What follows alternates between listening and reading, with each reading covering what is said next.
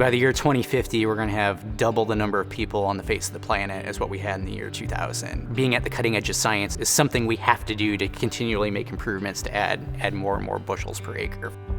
One of the things that most people don't realize is that the United States is one of the few areas where we continue to see yield increases year over year on our soils. And we're doing it on less and less inputs. So that's water, fertilizer, herbicides or insecticides. The footprint of things that are going into it per output, that efficiency is ever increasing. When you take technology and apply it to any parts of ag, you're just going to get better.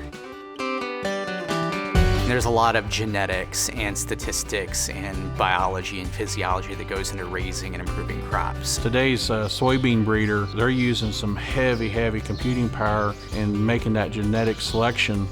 Corteva Agriscience, we are a seed and chemical company. So we develop new corn, soybean, and wheat varieties and hybrids for farmers worldwide and develop some of the chemicals and fertilizers that would go with those crops.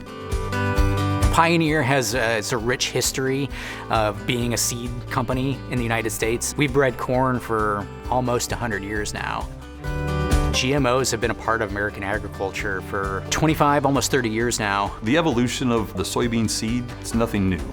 You know, we have continued to see that evolve over time. Actually, soybeans were the first commercially available GMO that farmers were able to grow back in 1996.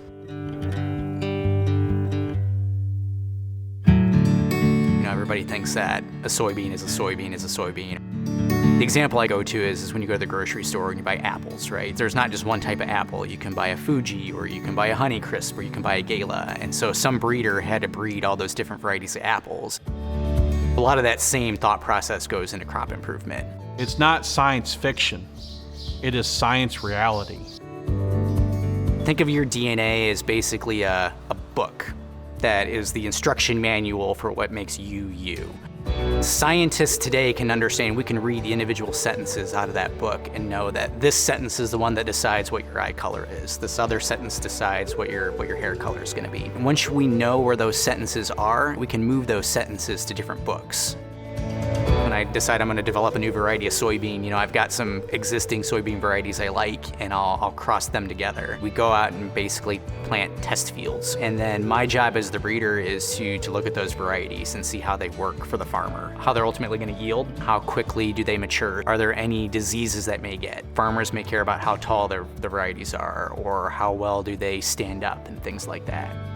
It will take 5 to 6, 7 years to whittle that down to just the 1 or 2 that we're ultimately going to sell as a new variety to our customers.